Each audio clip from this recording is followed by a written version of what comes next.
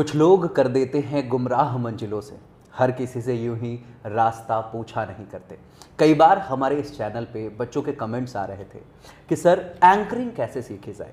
इसलिए आज हमारे इस शो में वैसे मेहमान आए हैं जो आपको एंकरिंग सिखाने जा रहे हैं। जी हाँ, इस एपिसोड के बाद आपका फिर ये सवाल इस चैनल पे दोबारा नहीं आएगा, क्योंकि इतने बेहतरीन तरीके से वो आपको गाइड करेंगे अपने लाइफ एक्सपीरियंसेस के जरिए, अपने जर्नी के जरिए, कि मैं विश्वास के साथ कह सकता हूँ आप शानदार हो जाएंगे। एक और बात मैं आपको बता देना चाहता हूँ कि अभी जो मैंने कहा, कई बार ऐसा होता है कि जब हम कुछ जानना चाहते हैं तो वैसे लोगों के पास पहुंच जाते हैं जिनके पास खुद ही बहुत अच्छे एक्सपीरियंसेस नहीं होते हैं, तो हमें गलत रास्ता दिखा देते हैं। आज हमारे इस शो में एक ऐसी शख्सियत है जो आपको फर्स्ट हैंड लर्निंग देने वाली है, मतलब अपने दम पे उन्होंने एक मुकाम हासिल किया है। नमस्कार, मैं अनुराग दांगी आप सभी का स्वागत करता हूं संवाद भारत के इस एक्सक्लूसिव प्रोग्राम जिद कहानी जिंदगी की में। आज के हमारे इस शो के मेहमान हैं प्रेरणा प्रताप मैम। प्रेरणा प्रताप मैम के बारे में मैं बता दूं, वो एक एंकर हैं, वो एक पोएट हैं, वो एक राइटर है, और सबसे बड़ी बात कि वो एक माँ है। तो चलिए इस शो में मैम का स्वागत करते हैं। मैम आपका बहुत बहुत स्वागत है। Thank you so much Anurag ji आपका कि आपने मुझे अपने इस शो में इनवाइट किया। और थैंक्स अ लॉट मैम कि आपने अग्री किया कि हाँ yes I am coming in this show. Ma'am आपसे सबसे पहले हम जानना चाहेंगे आपकी उस लाइफ जर्नी के बारे में, कैसे ये शुरू हुआ, कैसे आपने एक एंकर बनने के बारे में सोचा अपने लाइफ में, how it started actually. How it started actually, आपके पास वक्त है? या एग्जैक्टली क्योंकि ये आपने जर्नी की बात की तो काफ़ी थोड़ी पेचीदी भी है, थोड़ी दिलचस्प भी है, बहुत सारी बातें कहने को हो जाएंगी, तो इसलिए मैंने पहले पूछ लिया आपसे कि आपके पास वक्त है या नहीं। एंकरिंग पहले तो मुझे ये पता ही नहीं था कि एंकरिंग एक प्रोफेशन है, आप इसमें आ सकते हैं। लेकिन जब मैं छोटी थी, काफ़ी छोटी थी, स्टैंडर्ड 4th या 5th में रही होगी, तो जब मैं टीवी स्क्रीन पे देखती थी, उस वक्त दूरदर्शन DD1 और DD2 आता था और मैं देखती थी नमस्कार स्वागत है आपका आज के इस मुख्य समाचार में, तो मुझे ये चीज़ जो उनका वो जो लहजा था बोलने का, ये मुझे बहुत मतलब अच्छा लगता था। मुझे लगता था कि इतना अच्छा कैसे बोल रहे हैं। और फिर जब मैं बड़ी हुई तो मुझे ये मालूम नहीं था। लोग बच्चों से पूछा करते हैं अमूमन बेटा बड़े होके क्या बनोगे, आप अमूमन कहते हैं doctor, engineer, teacher, artist, singer, actor, कुछ भी। मुझे कहना था मुझे ऐसा बनना है। इनको कहते क्या मुझे नहीं पता था, मुझे इनके जैसा बोलना है। और फिर धीरे धीरे मुझे चीज़ें समझ में आती गई। जब मैं स्टैंडर्ड 8 में आई, 9th में आई, तो मुझे लगा कि नहीं, इसके लिए एक पढ़ाई होती है, मास कम्युनिकेशन जिसे कहते हैं, जर्नलिज्म करनी होती है, पत्रकारिता की पढ़ाई होती है। एक पत्रकार ही होता है जो वहाँ पर, हाँ वो टीवी पत्रकार है, आप स्क्रीन पर आते हैं। तो फिर मेरी दिलचस्पी जागी और मुझे लगा कि नहीं, मुझे ये करना चाहिए। और शुरुआती दौर से एंकर मुझे लगता है शायद भगवान ने बना कर भेजा था। जब मैं छोटी थी, स्कूल में थी, तो कभी भी किसी कार्यक्रम को होस्ट करना है तो प्रेरणा प्रताप का नाम जाता था। चाहे मैं स्कूल में रही हूँ या कॉलेज में, जितने भी एक्स्ट्रा करिकुलम एक्टिविटीज़ रहे हैं, वो डांसिंग हो, सिंगिंग हो, पोइट्री हो या फिर एंकरिंग हो, तो वो मेरा नाम जाता था। और मैं भी बहुत खुश होकर किया करती थी, मुझे बहुत अच्छा लगता था ये सब कुछ करना। और तो ये कह सकते हैं कि शायद ऊपर वाले ने ऐसा कुछ सोच के भेजा होगा और ऐसे ही इसकी शुरुआत हुई। क्या बात है। यहाँ पे मैम को सुन करके आपको लग रहा होगा कि इनके जो तलफ़ुज़ है कितने शानदार हैं। यहाँ पे देखो, मैं बताना चाहूँगा आप सभी को कि एक ज़बरदस्ती का जो एंकर बनता है वो हम लोग जैसे लोग हैं। मैम ने पढ़ाई करी है और उसके बाद चीज़ों को सीखा है और अभी दूरदर्शन में कार्यरत हैं। मैम मैं चाहूँगा कि अगर इस एपिसोड को आप शुरू कर रही होती तो कैसे, मतलब वो कैसे करती हैं दूरदर्शन में, थोड़ा सा चाहेंगे उसका एक डेमो है आपको। अभी आप जब सेटअप कर रहे थे तो मुझे ऐसा लगा कि मैं शायद यही बोलूं, नमस्कार, बहुत बहुत स्वागत है आपका कार्यक्रम, हमारे कार्यक्रम में मैं हूं आपके साथ प्रेरणा। तो मतलब मुझे वही लग रहा था जब कैमरा देखती हूँ, और शायद आप भी इतने वक्त से कर रहे हैं, एक अजीब सी हलचल होती है, एक हरकत होती है खुद की पूरी बॉडी में, आँखों में, जहन में, कि कैमरा को देख कर एक फ़ील आता है। पता नहीं क्यों कुछ ऐसी चीज़ लगती है जैसे वो मेरी अपनी सी चीज़ है। तो अगर मैं आपके साथ शुरू करती तो मैं ऐसे ही कहती डेफिनेटली आपके बारे में जितना मैं जानती हूँ। नमस्कार, आज हमारे साथ कार्यक्रम में एक बेहद ही ख़ास मेहमान मौजूद है जिनसे आपका मैं तारुफ कराऊंगी। आज हमारे साथ मौजूद है अनुराग दांगी जी। तो आपके बारे में जो भी आपके डिटेल्स हैं, जैसे आपने शुरुआत की, बहुत अच्छी शुरुआत थी आपकी। एक हमें भूमिका बनानी होती है, उसके बाद हमें परिचय देना होता है, फिर हम ग्रेजुअली आहिस्ता आहिस्ता हम अपने कार्यक्रम को चरम पे लेके जाते हैं। क्या बात है, बहुत ही बेहतरीन बात करी आपने। मैम, मैं एक और चीज़ जानना चाहूँगा कि अभी आप एक माँ हैं, मदर हैं, और मुझे जहाँ पता चला है कि आपकी शादी बहुत ही कम उम्र में हुई थी, मतलब शायद 90। जी। तो कैसे पेरेंट्स को आपने ये समझाया, ये कन्विंस किया कि नहीं मैं इस काम के लिए आगे बढ़ना चाहती हूँ?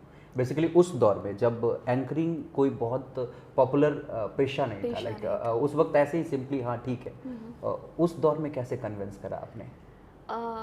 जी हाँ, अभी हम जब ऑफ कैमरा जब हम बात कर रहे थे तो मैंने आपको बताया इन शॉर्ट, आपको जो अपनी जो जर्नी बताई कि मेरी शादी बहुत अर्ली एज में हुई थी। 19 वाज ओनली 19। मैंने अपना +2 कंप्लीट किया था और मैंने ग्रेजुएशन फर्स्ट ईयर में मेरा एडमिशन ही हुआ था और मेरी शादी हो गई थी। और इसके पीछे की कुछ वजहें थी। मैं जिस फैमिली बैकग्राउंड से मैं आती हूँ वहाँ पे लड़कियों को पढ़ने के लिए मनाही तो नहीं है, लेकिन मैं मेरे फादर जो है, मेरे पिता हैं, वो सिंगल सन हैं और मैं उनकी सिंगल डॉटर हूँ और मैं शहर में रह रही थी।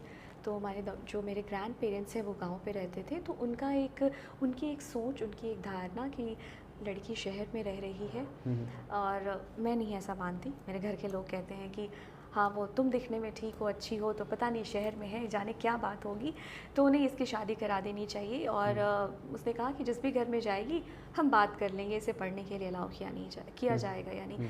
तो मैं ये मानती हूँ कि ये मेरी खुशकिस्मती है कि मेरी शादी जिस घर में हुई उस घर में सभी हाईली क्वालिफाइड, काफ़ी सभी लोग बहुत ज़्यादा पढ़े लिखे थे और उनके बीच में एक ऐसी लड़की का जाना जो अंडर ग्रेजुएट हो, शुरुआत के दौर में ये मुझे महसूस नहीं हुआ, मुझे ये खलता नहीं था। शादी के 2 साल आप एक दूसरी दुनिया में होते हैं, घूमना, शॉपिंग, नए कपड़े, ज्वेलरी, एक बहुत ही फेरी टेल वाली लाइफ रहती है। और आपको लोग बहुत पैम्पर भी करते हैं शुरुआत के समय में। टचवुड, मैं एक ऐसी फैमिली से आई हूँ जहाँ मुझे पैम्पर किया गया था।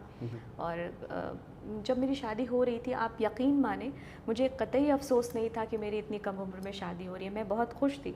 और इसके पीछे की जब आप वजह जानेंगे तो मुझे लगता है जो व्यूवर्स देख रहे होंगे उन्हें हंसी भी आएगी, क्योंकि आज मुझे भी हंसी आती है। मेरे पिताजी जो है वो हमें हर रोज़ सुबह 5 बजे उठाते थे, चाहे वो त्यौहार हो, वो जाड़े का दिन हो, गर्मी का दिन हो, बाहर आंधी आई हो, वो हर रोज़ सुबह हमें 5 बजे उठाते थे। मेरे 2 भाई हैं, मैं एक सिंगल उनकी डॉटर हूँ। तो हमारा नाम अभिषेक, प्रेरणा, कुंज, बस एक आवाज़ और हम उठ जाते थे। और मैं मेरी शादी से इतनी खुश थी कि शादी के बाद मुझे सुबह उठ के पढ़ना नहीं पड़ेगा। आई स्वेयर, मेरे मन में बस यही था। मैं इतनी खुश थी उस वक्त, क्योंकि बहुत इनोसेंट माइंड, आप उस वक्त उस दौर में ना इंटरनेट था ना कुछ थी, एक्सपोजर नहीं था ना, तो लोग बहुत ज़्यादा, मुझे लगता है कि मैं आपको ये बात बता रही हूँ, 2003 में मेरा मैट्रिकुलेशन हुआ और उसके बाद 2006 में मेरी शादी हुई, 2006 में मेरी शादी हुई थी। तो बहुत प्योर, एकदम innocent mind, and I was so happy. उस वक्त मैं इतनी खुश थी कि मेरी शादी हुई, मुझे सुबह 5 बजे उठना नहीं पड़ेगा ससुराल में। लेकिन ससुराल, और खुशकिस्मती ये देखिए कि ससुराल में भी ऐसे कोई कायदे कानून नहीं थे कि तुम्हें सवेरे ही उठना है। हाँ, लेकिन कुछ अपने हर घर के नियम होते हैं, वो नियम थे। हमारे घर में लोग अर्ली ब्रेकफास्ट करते हैं, ऑन टाइम 8:30 डिनर होता है, 9 PM ब्रेकफास्ट होता है। तो मैं धीरे धीरे एडजस्ट कर गई। लेकिन शादी के, जैसा मैंने आपको बताया, 2 साल तक तो मेरे काफ़ी मज़े में बीते, मैं दूसरी दुनिया में थी। लेकिन जब 2 सालों के बाद 2.5 साल हो गए, तब मैंने देखा कि मेरे साथ पढ़ने वाले जो मेरे बैचमेट थे, मेरे क्लासमेट थे, उनके आर्टिकल्स अखबार में आ रहे हैं और मेरी फ्रेंड स्क्रीन पर दिख रही हैं न्यूज़ डिलीवर करते हुए। मुझे ये देख के, आप यकीन माने, मुझे कॉम्प्लेक्स भी फील हुआ उस वक्त। मैं आपको बहुत सच बताऊंगी कि मैं क्यों नहीं हूँ। और जो लड़की अपने कॉलेज के दिनों में हर प्रोग्राम, हर चीज़ में जो अव्वल आती थी, पढ़ाई में मैं अव्वल नहीं थी, मैं एवरेज स्टूडेंट रही, ये बात भी मैं क्लियर कर दूँगी। क्योंकि जिन लोगों को ये लगता है कि आप जब तक आप 99% या 90% ना गेन करें, आप ज़िंदगी में कुछ अचीव नहीं कर सकते, ये मानना बिल्कुल गलत है। बिल्कुल बस सही बात आपके है। भीतर अगर आपको कुछ करना है तो आपको डिटर्मिनेशन होनी चाहिए और आपको आपके काम के लिए ऑनेस्टी होनी चाहिए। आप बिल्कुल कितने सही बात ऑनेस्ट हैं। है, बिल्कुल सही तो बात बस मैंने वो देखा और वो बात मुझे इतनी टीस पहुंचाने लगी, मुझे नींद नहीं आती थी रातों को कि मैं क्या कर रही हूँ, मेरी ज़िंदगी बस यहाँ तक ही रह गई। कल को मेरे बच्चे होंगे, मुझसे पूछेंगे मम्मा मतलब क्या किया है आपने, तो मैं क्या बताऊँगी मैं अंडर ग्रेजुएट हूँ, मेरी पढ़ाई कंप्लीट नहीं, मैं ग्रेजुएट भी नहीं। और एक ऐसी फैमिली में आना जहाँ सभी हाईली क्वालिफाइड हैं। मेरे हस्बैंड ने एमटेक एमबीए किया है, मेरी मदर इन लॉ जो है उन्होंने डबल एमए किया है, मेरी कज़न्स जो मेरे हस्बैंड 2 ही ब्रदर हैं, उन जो नंदे हैं ऑल आर पीएचडी, सभी डॉक्टरेट की डिग्री हासिल की क्या हुई है। मेरे बड़े जो मेरे जेठ हैं वो साइंटिस्ट हैं रावल भाटा में। तो मैंने कहा कि मैं एक ऐसी फैमिली में आ गई हूँ, आप मेरी ईश्वर परीक्षा ले रहे हैं। मुझे इन्फीरियॉरिटी कॉम्प्लेक्स डेवलप होने लगी मेरे अंदर कि मैं क्या कर रही हूँ। फिर मैंने सोचा कि नहीं, मुझे अपनी पढ़ाई कंप्लीट करनी। वो सिलसिला शुरू हुआ, मुझे फर्स्ट बेबी मेरी हुई 2008 में, 2008 में। फिर 2 सालों का गैप आ गया, फिर मैं नहीं कर पाई, उसको रेज़ करना था, वो भी देखना था। लेकिन मन में ये बात थी कि मुझे करना है एनी हाउ। और फिर मैंने स्क्रीन पे देखा, एक लोकल चैनल था, उनको एंकर की आवश्यकता थी। कुछ भी नहीं पता था, बिल्कुल 4 सालों में मैं कट चुकी थी स्टडी और बाहर की दुनिया से। और फिर मैंने जाके वहाँ पे अप्लाई किया तो उन लोगों ने मुझे रखा और एज़ अ फ्रेशर रखा। लेकिन मुझे याद है जब मुझे पहली बार वहाँ किसी एंकर को पे नहीं किया गया था, मुझे 3,000 रुपये दिए गए थे। क्या बात। 3,000 रुपये, आप यकीन नहीं करेंगे। और मतलब शुरुआत मैंने 3,000 रुपये से की थी। मतलब मुझे कुछ भी मतलब अभी भी सोच के मुझे लगता है कि, लेकिन ये मुझे खुशी थी कि वहाँ पे इतने एंकर्स, इतने फ्रेशर्स थे, किसी को नहीं पेमेंट किया गया था क्योंकि सब सीखने आते थे। और Exactly. मेरे पास डिग्री भी नहीं थी। हम्म, फिर वैसे शुरुआत की, फिर कहते हैं कि ऐसे ही सिलसिला शुरू हुआ और कारवां बढ़ता गया आगे। फिर वहाँ से लोगों ने मेरा काम देखा, कुछ लोगों ने बताया कि दूरदर्शन में भी आपको संभावनाएं हैं, आप वहाँ भी कोशिश कर सकती हैं। वहाँ एक कार्यक्रम, नाबार्ड का एक कार्यक्रम था, वहाँ पे मैं गई, मैंने ऑडिशन दिया, लोगों को सही लगा। फिर 2011 से मैं दूरदर्शन में काम कर रही हूँ, 2011 से लेके अब तक। क्या बात है, बहुत ही शानदार। मैम यहाँ पे एक सवाल और आपसे, कई बार हमने देखा है कि बहुत सारे लड़कियों के कंप्लेंट्स होते हैं कि जब उनकी शादी हो जाती है तो उनके ससुराल वाले जो लोग हैं उन्हें मौका नहीं देते आगे बढ़ने का, मतलब उनको जकड़ दिया जाता है बेड़ियों में, मतलब ये कंप्लेंट्स आते हैं। बट अब हमें लगता है कि टू एन एक्सटेंट चीज़ें बदल रही हैं और लोग मौका देते हैं, बट ये फीलिंग्स जो उनके अंदर है कि मुझे मौका नहीं मिलता, ऐसा क्यों होता है और इससे कैसे, मतलब वो सच में उनको मौका मिले इसके लिए वो क्या प्रयास कर सकती हैं? देखिए, बिल्कुल हमारी सोसाइटी में 2 तरह की बातें हैं। बहुत सारी फैमिली ऐसी है जो नहीं चाहती हैं कि उनके घर की लड़कियां, बहुएं काम करें। आप पूरी तरह से संपन्न हैं, ये कहा जाता है तुम संपन्न हो, तुम्हें क्या आवश्यकता है बाहर जाकर काम करने की। लेकिन मनस्थिति ये होती है कि एक महिला है, उसकी खुद की क्या आइडेंटिटी है, वो कुछ करना चाहती है। अगर उसने पढ़ाई, चलिए मेरी पढ़ाई बीच में ही रोक दी गई थी या रुक गई थी जिन भी कारणों से, मेरी शादी हो गई। लेकिन बहुत सारी लड़कियां होती हैं जो काफ़ी पढ़ी लिखी होती हैं, बावजूद उसके जब उनकी शादी होती है तो उन्हें मौका नहीं दिया जाता कि आप जॉब ना करें, आप घर में रहें, घर को संभालें। तो ये मुझे लगता है कि गलत है मेरे लिहाज से। हर परिवार की अपनी एक सीमा है, उनकी अपनी सोच है, धारणा है। मैं इस पर कोई कमेंट नहीं करना चाहूँगी, लेकिन जब आपने इतना पढ़ा है तो डेफिनेटली आपको करना चाहिए, आप जो करना चाहती हैं। बिल्कुल। जहाँ तक रह गई बात मेरी, तो मैंने आपको बताया जैसे कि पहले भी कि मैं ऐसे फैमिली में आई थी जहाँ सभी हाईली क्वालिफाइड हैं, सभी इतने ज़्यादा पढ़े लिखे हैं। और वहाँ पर मेरा अंडर ग्रेजुएट भी होना, मेरा ग्रेजुएशन भी कंप्लीट नहीं होना, ये मुझे तो खल ही रहा था। लेकिन मेरे फैमिली वालों ने सपोर्ट किया। मेरे फादर इन लॉ अब वो नहीं रहे इस दुनिया में, लेकिन वो मुझे कहते थे कि बेटा वो कॉर्नर तुम्हारा है, टेबल लैंप वहाँ लगा देते हैं, वहाँ बैठकर पढ़ो। वो मुझे कहते थे कि तुम उस कॉर्नर में पढ़ो। बच्ची मेरी छोटी थी, मेरे लिए रात को जागकर पढ़ना मुश्किल था।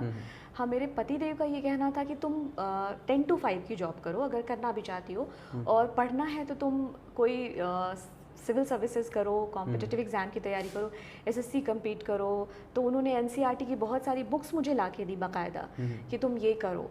अब लेकिन कहते हैं ना कि जिस चीज़ में आपकी रुचि नहीं है, आपका दिल नहीं लगे, मुझे कोई अभी बैंक में 10 to 5 की जॉब करा दे या किसी सरकारी दफ्तर में, मैं शायद नहीं कर पाऊँ, आप नहीं कर पाएंगे। मुझे लगता है जो बहुत सारे लोग मुझे सुन रहे होंगे, देख रहे होंगे, आप भी इस बात से इत्तेफाक रखते होंगे, सहमत होंगे कि आपका जहाँ मन नहीं लगा, लेकिन हाँ, अगर आपको आपकी फैमिली ने सपोर्ट किया है या आपको एक स्टेप भी आपको आगे बढ़ने का मौका दिया है, तो यू हैव टू प्रूव, आपको प्रूव करना पड़ेगा। जैसे मैंने प्रूव किया, मैंने बहुत मेहनत, सभी मेहनत करते हैं, मैं ये नहीं कहूँगी, लेकिन मैंने जो मेहनत की वो मैं बता रही हूँ। आपकी पढ़ाई कंप्लीट नहीं, आपको कोई एक्सपोजर नहीं, और इसके बाद आपको कोई आपको इस फील्ड में गाइड करने वाला नहीं। जिन्होंने पढ़ाई की है, आप कॉलेजेस में जाते हैं, लेक्चर लेते हैं, एक्सपोजर लेते हैं, लोगों से मिलते हैं, सीखते हैं। मैंने मतलब मुझे कोई सिखाने और बताने वाला नहीं, मैंने बस स्क्रीन पे लोगों को देखकर, मैंने पढ़कर सीखा जो भी सीखा। एंकरिंग कैसे करते हैं, बोलते कैसे हैं, क्या लहजा होना चाहिए, शब्द क्या होने चाहिए, तो ये मुझे कोई बताने सिखाने वाला नहीं था, कोई गाइड करने वाला नहीं था। ये मैंने खुद से देखते देखते, गलतियां करते करते, कहते हैं गिरते हैं, संभलते हैं, फिर चलते हैं, तो वैसे गिरते संभलते चलते चलती गई और आज यहाँ तक पहुँची हूँ। लेकिन मैंने मेरी फैमिली को प्रूफ किया। अगर आपका परिवार आप पे विश्वास कर रहा है तो उस विश्वास पर आपको खड़े उतरना होगा, आपको प्रूफ करना। बिल्कुल सही बात है। और जब आप ये कर लेते हैं ना, तो उसके बाद मतलब सारे सपोर्ट्स आपके फेवर में आ जाते हैं, आप फिर जो चाहते हैं वो कीजिए, कोई रोकता नहीं आपको। बिल्कुल सी बात है। और अभी सच बताऊं तो सीरियसली मैं सीख रहा हूं आपसे ये सारी चीज़ें, आपके बोलने का जो स्टाइल है, आप जितने अच्छे तरीके से चीज़ों को यहाँ पे एक्सप्रेस कर रही हो, दैट्स रियली अमेजिंग। मैम, मैं जानना चाहता हूँ आपसे कि एक क्वालिटी जो किसी एंकर में होनी चाहिए वो कौन सी हो, एक खास क्वालिटी जो सबसे ज़रूरी है, वो क्या होनी चाहिए? भाषा। भाषा, एग्जैक्टली। आपकी भाषा, आप चाहे तो इंग्लिश के एंकर हो या हिंदी के एंकर हो, आपकी पकड़ होनी चाहिए भाषा पे। मैं हालांकि अगर मैं अपनी बात करूं तो मुझे हिंदी बोलते हुए मुझे बहुत फ़ख्र महसूस होता है जब मैं हिंदी में बात करती हूँ, और मुझे कतई भी शर्मिंदगी महसूस नहीं होती कि जब लोग, मैं बड़े बड़े मंचों पे भी जाती हूँ, बड़े बड़े लोगों को भी होस्ट किया है, लेकिन मुझे बहुत फ़ख्र महसूस होता है जब मैं हिंदी में बात करती हूँ।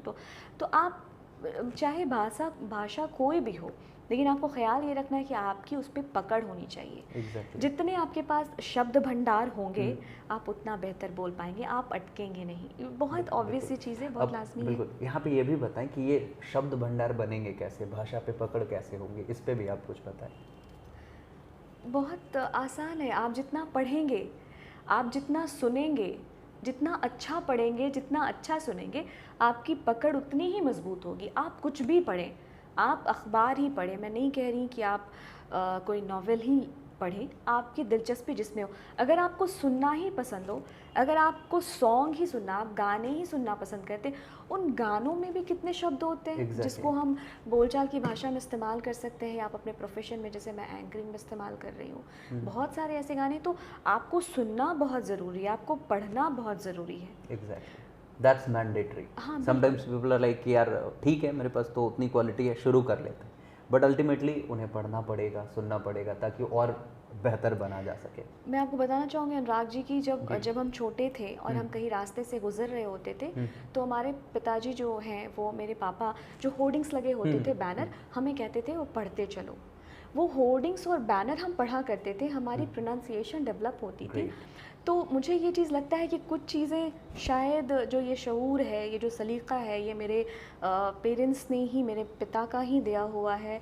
और हम बिहार में यूजुअली ये कहते हैं, हमारे यहाँ स्त्रीलिंग पुल्लिंग को लोग ज़्यादा अहमियत नहीं देते, लेकिन हम जब छोटे थे, हम यहाँ बिहार से ही हम रहने वाले हैं, यहाँ से ही हमारा सब कुछ है, तो वो कहते थे कि हमें शुरुआत से उन्होंने सिखाया कि शाम, यहाँ कहते हैं शाम हो गया, पापा मेरे सिखाया, कहते नहीं बेटा शाम हो गई, ये मेरी कलम है, ये मेरा कलम नहीं है।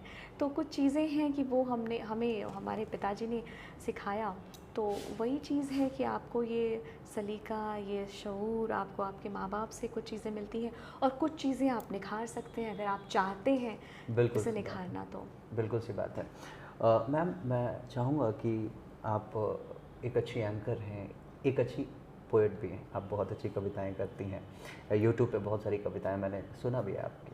तो मैं चाहता हूँ कि कोई एक ऐसी कविता जो आप यहाँ पे सुनाना चाहें। कविता मैं ज़्यादातर मैं गज़लें लिखती हूँ, गज़लें, या एग्जैक्ट, तो हाँ एक गज़ल मैं ज़रूर या सुनाना प्लीज़। चाहूँगी।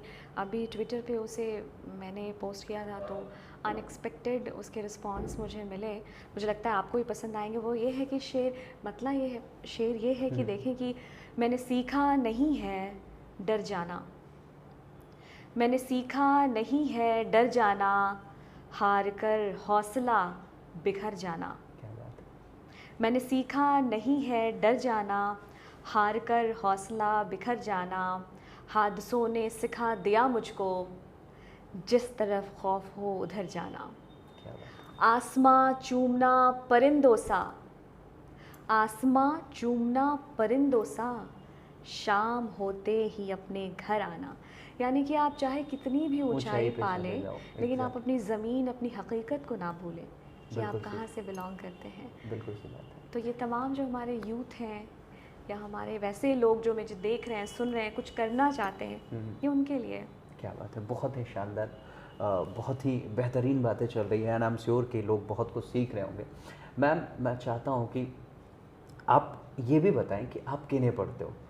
एक्चुअली कुछ लोगों को एक रेफरेंस मिल जाएगा कि yes I can start with them. अगर कुछ लोग यहाँ पे शुरुआत करना चाहते होंगे एज एन एंकर, तो आप क्या रिकमेंड करना चाहेंगे, क्या पढ़ें, आपने क्या पढ़ा? एज एन एंकर, या exactly, if they want to start as an anchor like, तो मतलब कौन कौन सी ऐसी चीज़ है जिस पे उनकी पकड़ होनी चाहिए, उन्हें क्या पढ़ना चाहिए? एंकरिंग के लिए मैं आपको सच बताऊं तो आप कोई किताब आपको एंकरिंग नहीं सिखा सकती, ग्रेट। नहीं सिखा सकती। जहाँ तक बात है भाषा की, तलफ़ुज़ की, एग्जैक्ट, तो आप उसके लिए सुने।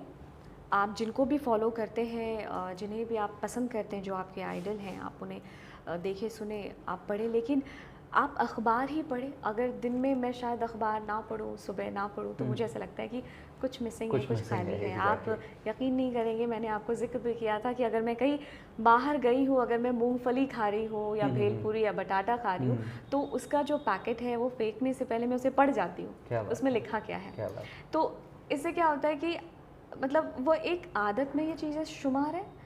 तो आपको पढ़ना बहुत ज़रूरी है। आप अखबार ही पढ़ें, कोई भी मैगज़ीन पढ़ें, हिंदी, इंग्लिश, ताकि आपकी वोकैब्स डेवलप करें। क्या बात और है। आपको अगर एक अच्छा एंकर बनना है तो क्रिएट योर ओन स्टाइल।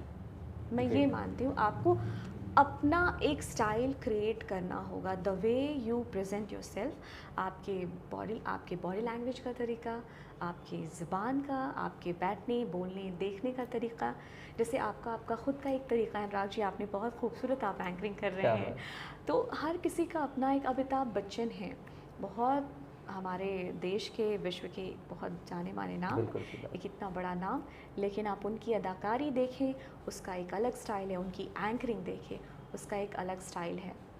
तो आपको खुद का एक स्टाइल क्रिएट करना होगा। बात है, मतलब कम्प्लीटली इमिटेट नहीं करना होगा, you have to learn and आपको अपना एक स्टाइल डेवलप करना होगा। That is a good thing actually. यहाँ पे मैं चाहता हूँ मैम कि आप बिल्कुल बताएं कि आप किन्हें पढ़ती हैं एक्चुअली, अगर आपको मौका मिलता है तो आप किन्हें पढ़ना सुनना पसंद करती हैं? देखिए, अगर मैं बात करूँ मेरे पोइट्री की, तो बहुत सभी को पढ़ा, गालिब को पढ़ा है, मीर को पढ़ा है, खुसरो को पढ़ा है, मैंने बशीर बद्र को पढ़ा है, दुष्यंत को पढ़ा है, मोमिन खां को पढ़ा है, जानिसार अख्तर साहब को पढ़ा है, फैज़ को पढ़ा है।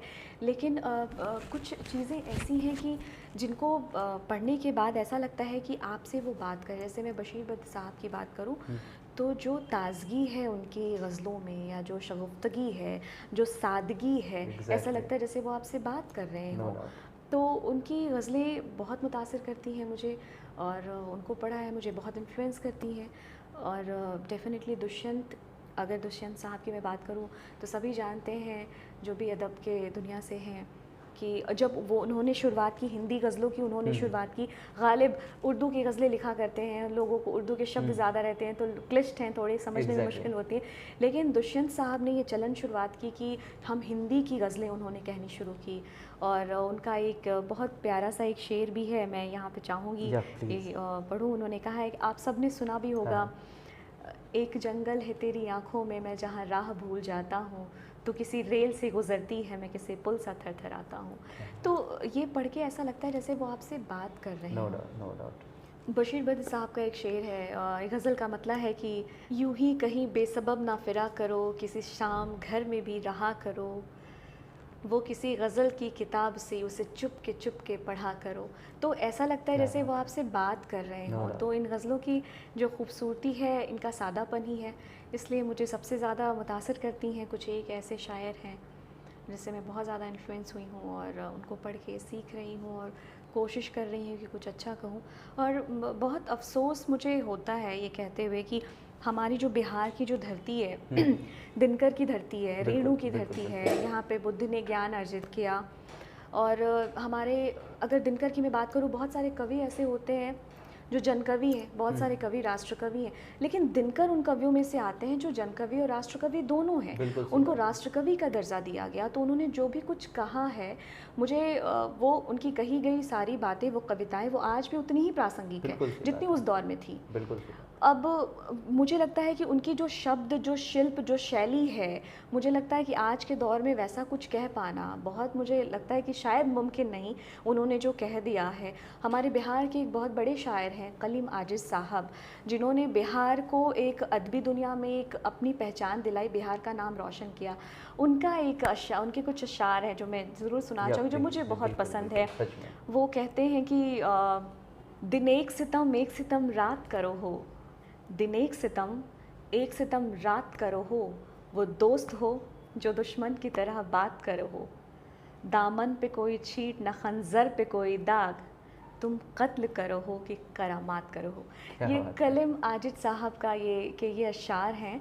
और आप मेटाफर देखिए क्या उन्होंने एग्ज़ैक्टली। लहजा इस्तेमाल किया है, कितना खूबसूरत है। तो हम एक ऐसी धरती से बिलोंग करते हैं, एक ऐसी माटी से बिलोंग करते हैं जहाँ ये अदब रचा बसा है, साहित्य बिल्कुल। घुला है यहाँ की मिट्टी में, यहाँ की हवाओं में, लेकिन वो एक माहौल नहीं, हमें वो एक फ़ीका सा पड़ गया है। और इस बात का अफ़सोस होता है कि अगर हम बात लखनऊ की करते हैं, दिल्ली की बिल्कुल, करते हैं, बिल्कुल सही हैदराबाद बात की है। करते हैं, वहाँ ये माहौल अभी भी बरकरार है। लेकिन क्या वजहें हैं इसकी कि हमारे बिहार में वो अदब का जो माहौल है वो फ़ीका सा पड़ रहा है। तो इस बात का अफ़सोस होता है। और कहने वाले बहुत अच्छा कह रहे हैं, मैं बहुतों को सोशल मीडिया पे मैं ख़ुद भी फॉलो करती हूँ। हमारे बिहार के बहुत सारे ऐसे यूथ हैं जो इतना कमाल लिख रहे हैं, इतना कमाल लिख रहे हैं, उन्हें एक प्रॉपर मंच नहीं मिल रहा है या वो प्लेटफॉर्म नहीं मिल रहा है जहाँ से वो अपनी बात रख पाएँ और लोगों तक पहुँचा पाए। तो ये मुझे लगता है आने वाले दिनों में मैं उम्मीद करती हूँ कि कुछ ऐसा हो कि जो नए कहने वाले हैं उन्हें भी वो जगह मिले, वो स्थान मिले। एग्जैक्टली। क्या जी। बात है। मैम, बेसिकली आप अगर देखा जाए तो इंडोर एंकरिंग करते रही हैं, आप दूरदर्शन में थी और भी बाकी जगहों पे ऐसा ही कुछ किया था। अब आप आउटडोर भी, लाइक बड़े बड़े इवेंट्स भी होस्ट कर रही हैं। मुझे याद है एक इवेंट में आप शाहरुख खान जी के साथ स्टेज शेयर कर रही थी, एंड जब मैंने देखा तो आई वाज लाइक यार अमेजिंग। ये कैसे शुरू हुआ, आउटडोर एंकरिंग कैसे शुरू हुई? और ये भी बताएं कि वो शाहरुख खान जी के साथ जो आपने इवेंट शेयर किया, स्टेज जो शेयर किया, उस वक्त आपके एक्सपीरियंस कैसे थे? पहले मैं आपके पहले सवाल का जवाब देती हूँ, आउटडोर आपने कैसे शुरुआत की। आउटडोर एंकरिंग मैं पहले नहीं करती थी। एक मेरा अलग परसेप्शन था कि आउटडोर नहीं करना है। लेकिन फिर मैंने जब 2017 में इसकी शुरुआत की, मुझे बहुत से लोग कहते थे कि आप दूरदर्शन की एंकर हैं और हमारा ये सरकारी कार्यक्रम है, आप इसे होस्ट करें। लेकिन मैंने पहले मना कर दिया था, बहुत बार मैंने मना किया कि नहीं, मैं नहीं करती हूँ आउटडोर।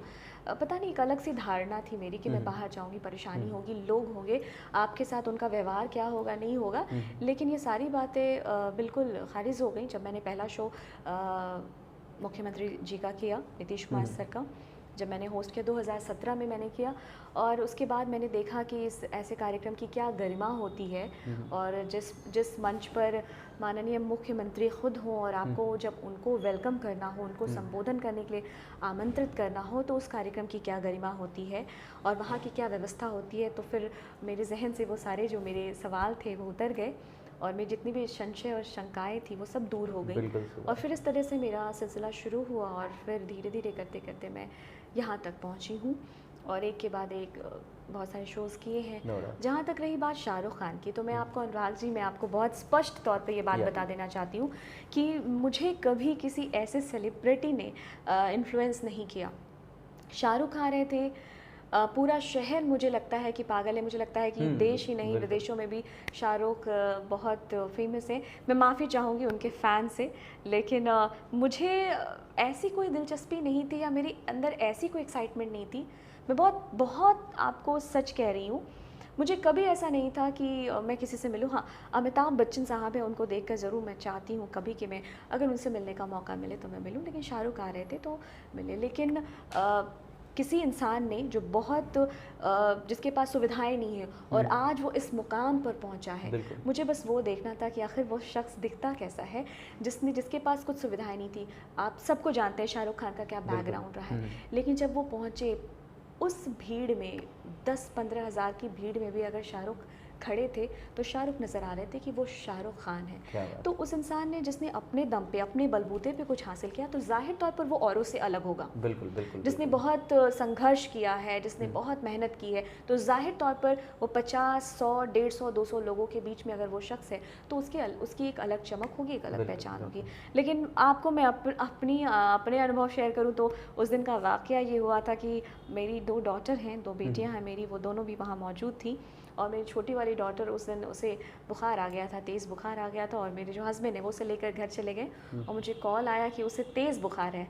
और उस वक्त की जो मैं आपको बताऊं जो सिचुएशन थी, शाहरुख मेरे सामने खड़े थे लेकिन मैंने उनको नज़र उठा के नहीं देखा, सिर्फ इसलिए क्योंकि मैंने ये सोचा कि मेरे बच्चों को उनसे मिलने का मन था। जब मेरे बच्चों ने नहीं देखा फिर मैं देखकर क्या करूँगी। मैंने शो को प्रॉपरली हैंडल किया, शो होस्ट किया, लेकिन ना मैंने शाहरुख के साथ एक तस्वीर ली और ना मैंने उन्हें नज़र उठाकर देखा। तो आप ये कह सकते हैं, पता नहीं शायद ये मदरहुड है या इस बात को मैं कैसे एक्सप्लेन करूँ।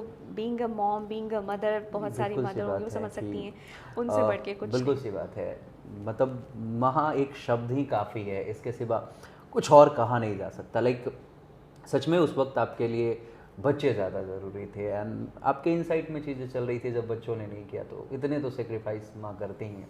हम लोगों के साथ भी, मतलब घर में कुछ बना है तो ऑब्वियसली, या कुछ आया है तो कहने वाली कि मुझे नहीं चाहिए, मुझे जी नहीं बिल्कुल। खाना, मेरा मन नहीं है, ये सिर्फ माँ ही होती है। तो ये सेक्रीफाइसेस तो बेसिकली एक माँ का रहता ही है। नो डाउट माँ के सेक्रीफाइसेस को मतलब शब्दों में बयां कर पाना मुश्किल है, फिर भी बहुत सारी कविताएं लिखी गई हैं, पढ़ी गई हैं। आपने भी कुछ ना कुछ ज़रूर ही लिखा होगा या पढ़ा होगा। मैं चाहता हूँ मैम कि कुछ सुनाएं माँ के सेक्रीफाइसेस को लेकर के, या कुछ ऐसा आपके पास हो तो प्लीज़। बिल्कुल अनुराग जी, माँ ही दुनिया में एक ऐसा शब्द है जिसकी हम ना किसी से तुलना कर सकते हैं बिल्कुल, और ना माँ के योग्य कोई है। माँ सर्वोपरि है, ये मैं बिल्कुल, मानती हूँ। और ये बात आप तब समझेंगे जब आप खुद एक माँ या पिता, आप उस जवाबदेही को जब आप समझेंगे, बिल्कुल। ये शायद आपको इस बात का एहसास तब होगा। तो माँ के लिए कुछ भी लिख पाना, माँ के लिए शब्दों, माँ को शब्दों में बांध पाना तो मुमकिन नहीं है। बिल्कुल, बिल्कुल। फिर भी मैंने एक गज़ल लिखी है, उसके 1-2 अशआर मैं आपको सुनाती हूँ कि ऐसा है कि मेरे अपने अनुभव है कि गीत गज़ल सब तुझसे ही, क्या बात गीत गज़ल सब तुझसे ही, तू ही मेरी रुबाई माँ। है, वाह, गीत गज़ल सब तुझसे ही, तू ही मेरी रुबाई माँ। नाम तेरे सब शहद से मीठे, अम्मा अम्मी माई माँ। क्या बात है। नाम तेरे सब शहद से मीठे, अम्मा अम्मी माई माँ। हमें बनाने के खातिर अपना सब कुछ वार दिया, एग्जैक्टली। हमें बनाने की खातिर अपना सब कुछ वार दिया। कितनी रातें कुर्बान की तुमने, नींद हमें तब आई माँ। क्या बात है, गीत गज़ल सब तुझसे ही, तू ही मेरी रुबाई माँ। क्या बात है, बहुत ही शानदार। बहुत बहुत ये बातों का सिलसिला यूं ही अभी चलता रहेगा। मैम फिर से वापस लौटना चाहते हैं उधर, एंकरिंग की बात चल रही है तो हम चाहते हैं कि आप ये भी बताएं कि कैसे आपने अपने स्टेज फोबिया को समाप्त किया, क्योंकि अनडाउटली शुरुआती दौर में हर किसी को कभी ना कभी फर्स्ट टाइम जब स्टेज पे जाना होता है तो उसे डर लगता है। क्या आपको भी लगा था, और अगर लगा तो कैसे इसे दूर किया आपने? लगा था, अभी भी लगता है। डर नहीं कहूँगी, एक कुछ धक सी महसूस होती है अभी भी, जब आप 10,000 लोगों के सामने आप खड़े हैं, 10,000 लोग आपको देख रहे हैं, या 1,000-500 लोगों के बीच में आप खड़े हो और पूरे की पूरी लाइमलाइट आप पर फोकस रहती है, तो जाहिर तौर पर अभी भी महसूस होता है। ख़ास तौर से मैं बात करूं जब हम सरकारी कोई कार्यक्रम कर रहे होते हैं तो वहाँ हमारे ऊपर बहुत ज़्यादा जवाबदेही होती है। Exactly. शब्दों में आपके कोई गड़बड़ी नहीं होनी चाहिए, आप गलत प्रोनाउंसिएशन नहीं कर सकते हैं। बिल्कुल। तो इन बातों का हमें बहुत ख्याल रखना पड़ता है। और पहले की जहाँ तक बात है, जैसे मैंने आपको बताया स्कूल के दिनों से ही मैं डिबेट और स्पीचेस इनमें मैं शुरुआत से ही मैं भाग लेते आई हूँ। तो वो एक बोलने की आदत थी शुरू से कि लोगों के बीच में मैं बोल सकती हूँ। लेकिन इसके ठीक इधर हूँ मैं अपनी पर्सनल लाइफ में।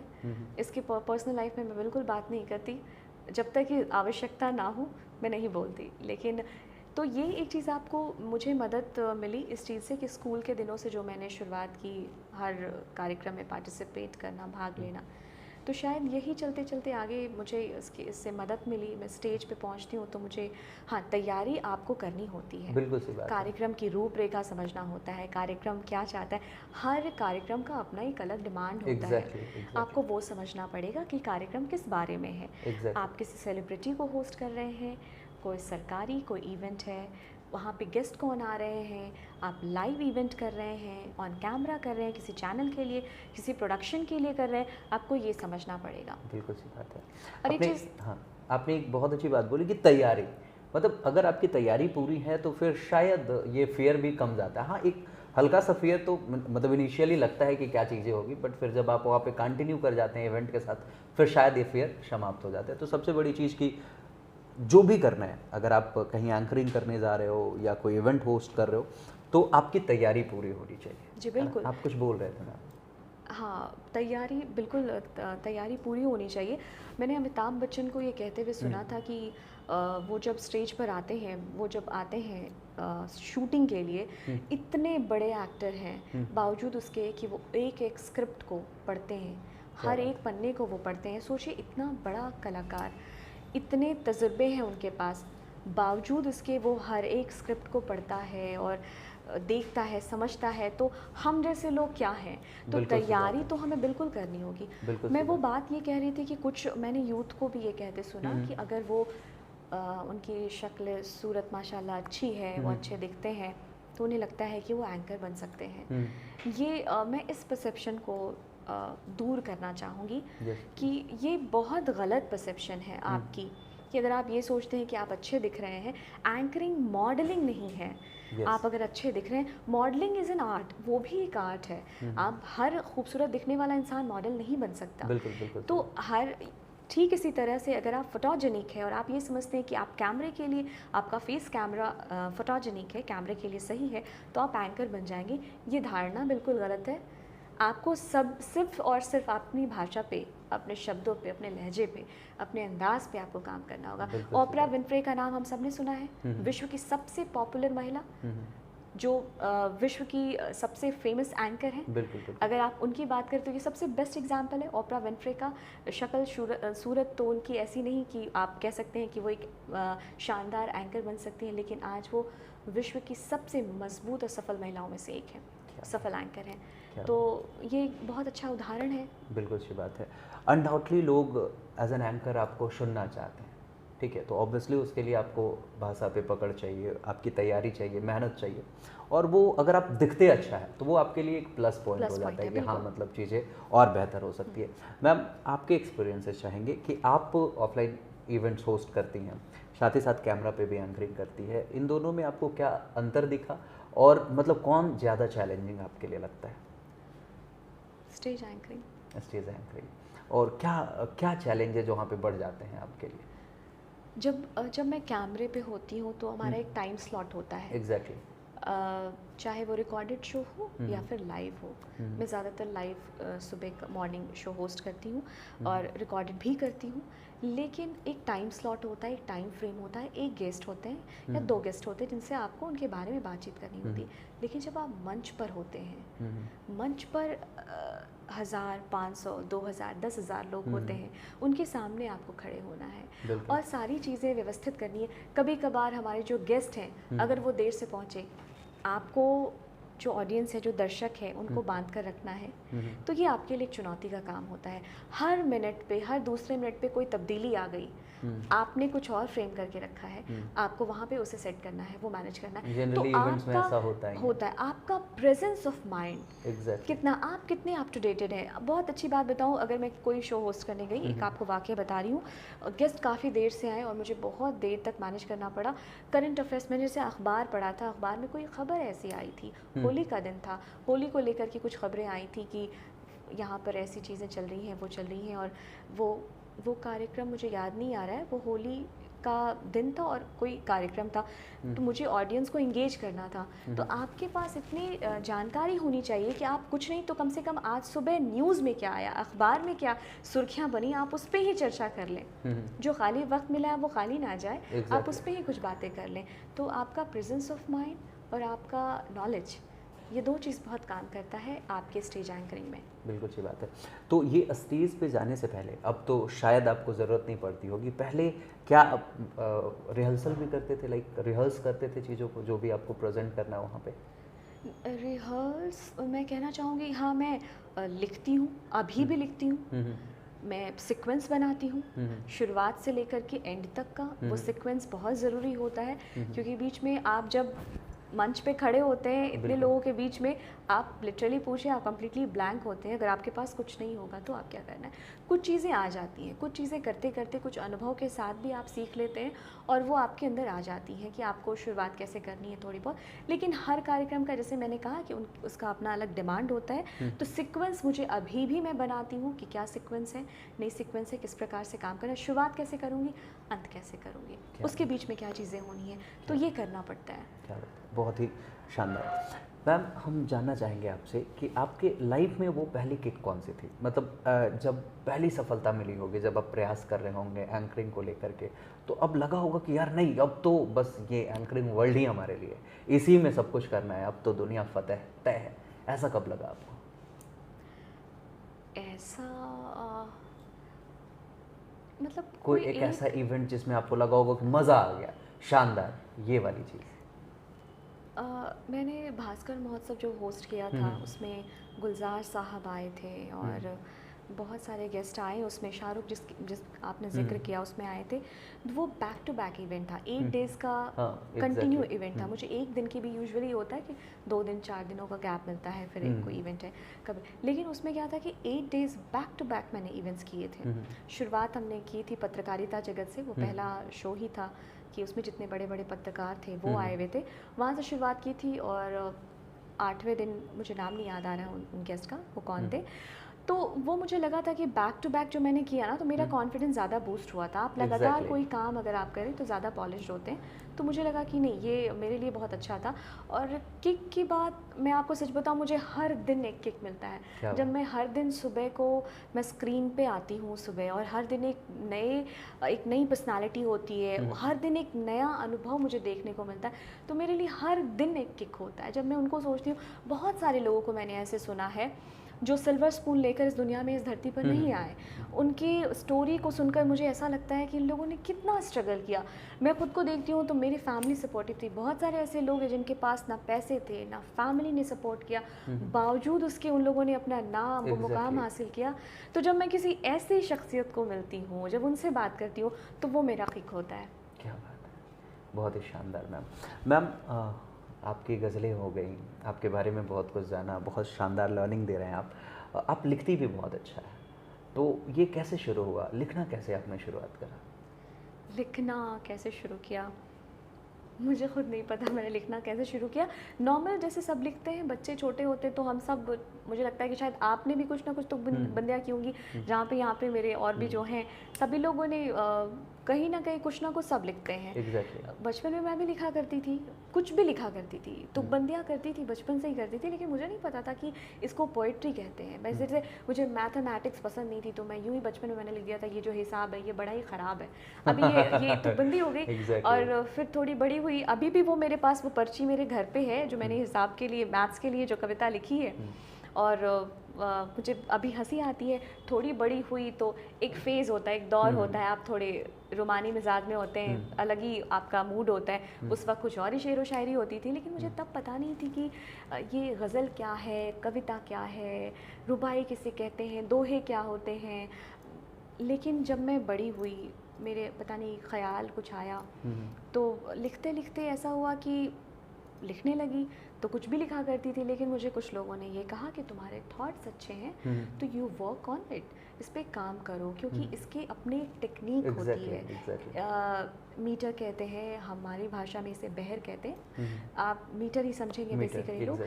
लेकिन ये मैंने सीखा, सिर्फ तुकबंदियाँ कर देना कविताएं नहीं है, आप जब तक इसे नहीं सीखेंगे आप नहीं कर पाएंगे।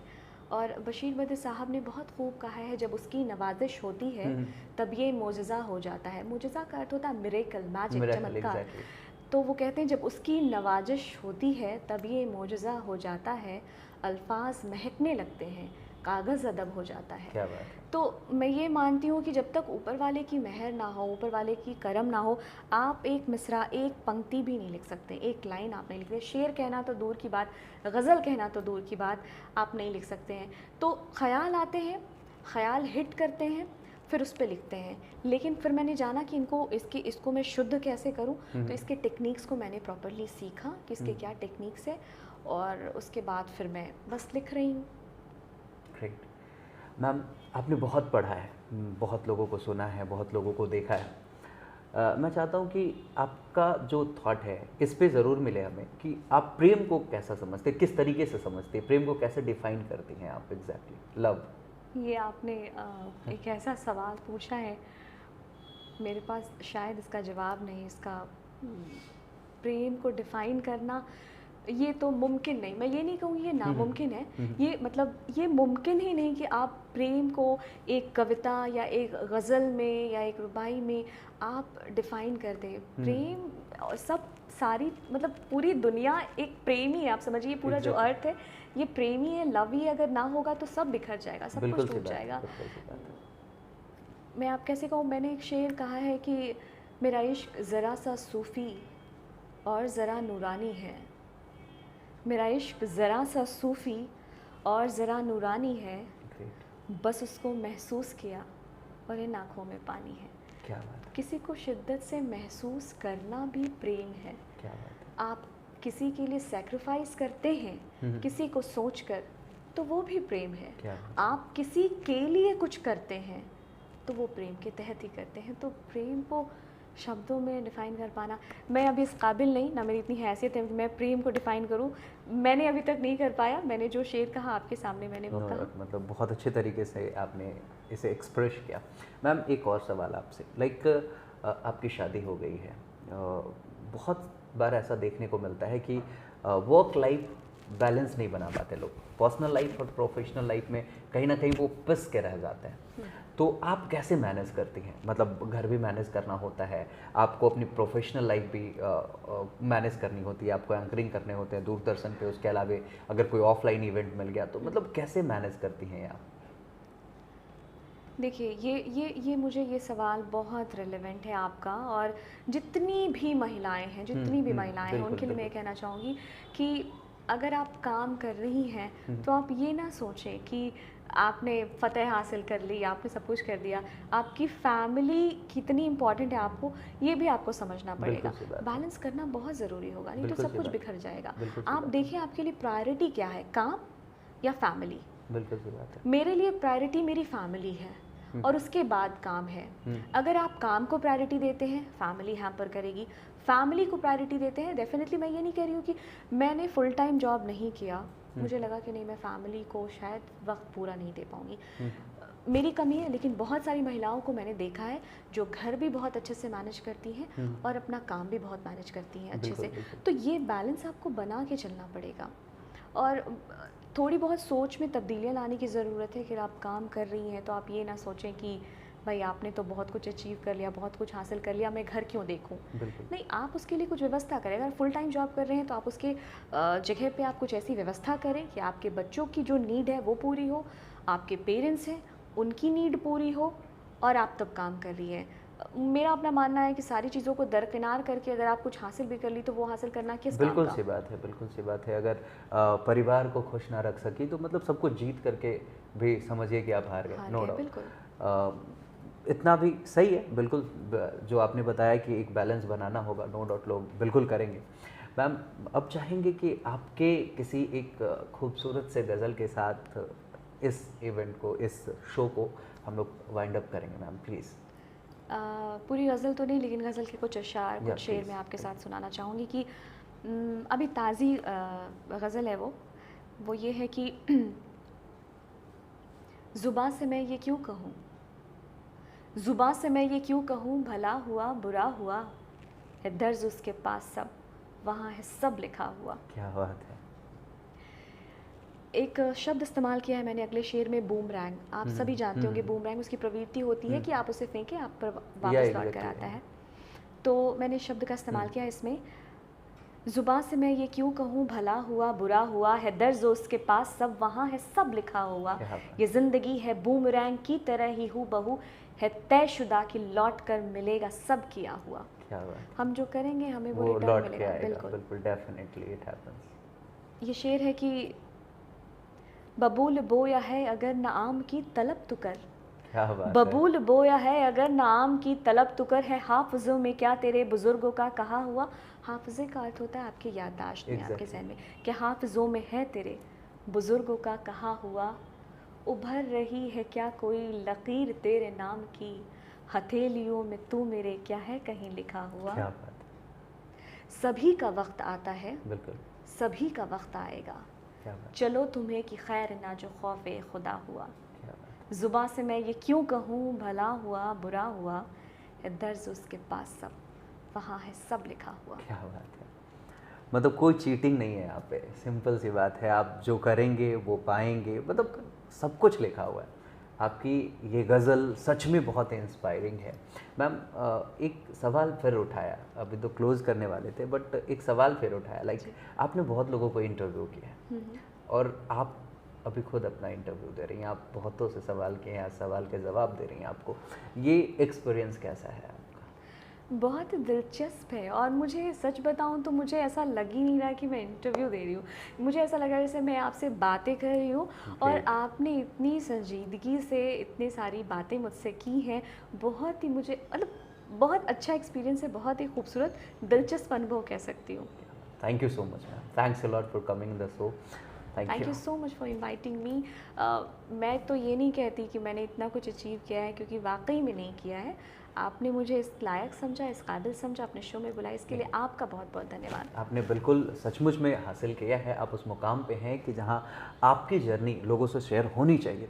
And I am damn sure of it कि ये एपिसोड जो है ना उन लोगों के लिए बहुत ही अधिक हेल्पफुल होने वाला है जो पब्लिक स्पीकिंग की दुनिया में, एंकरिंग की दुनिया में कुछ बेहतर करना चाहते हैं। And I am sure they will be learning a lot from you.